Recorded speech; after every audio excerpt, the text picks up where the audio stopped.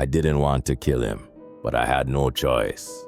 Sheriff John Brown had it out for me from the start. He said I was trouble, said he had a feeling about me.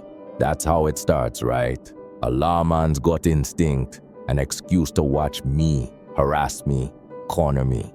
And when the day came that I found him standing in my doorway, gun drawn, talking about justice, I did what I had to do. I shot him first. I shot the sheriff, and for a moment the world went still.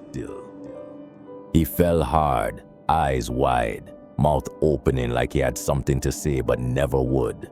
The gun slipped from his fingers. I ran before anyone could see, before the town could brand me guilty. But something happened that night.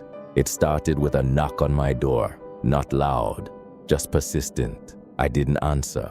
I didn't dare. The whole town would be out for me, pitchforks and all. Then I heard it, a voice, his voice. "You can't outrun justice, boy." I froze. Sheriff Brown was dead. His body lay in the dirt where I left him. This was just guilt, just paranoia, right? I barely slept that night, and when I did, I dreamt of him, standing over me, blood dripping from his badge, his dead glassy eyes locked on mine. Then morning came, and the real terror began. His body, Sheriff Brown, was gone. The town buried an empty coffin. Some folks whispered that someone must have stolen it in the night, but I knew better. He wasn't stolen, he was back. Everywhere I went, I felt eyes on me. In the reflections of shop windows, I'd catch a shadow that didn't belong.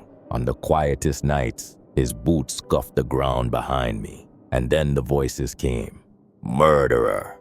There ain't no escaping me. You can't outrun justice, boy." It got worse. The walls of my home began to rot, his name carved into them, as if by invisible hands. The air stank of blood and grave dirt. I stopped sleeping, stopped eating, and then, one night, I saw him. Sheriff Brown, standing in the corner of my room, his bullet wound gaping, his badge rusted with dried blood. His hand hovered over his holster. "Justice ain't done yet," he whispered. I screamed, fired my gun at the specter, but the bullets just passed through. Then the world cracked. I was no longer in my home but in a jail cell, my wrists heavy with cold iron cuffs. The sheriff stood on the other side of the bars, grinning, eyes hollow. "Time to pay for what you done." The cell door creaked open. I ran out of my house into the night. But the town wasn't the same. The buildings were abandoned. The sky was wrong, a deep bloody red, and the sheriff's voice echoed from every shadow.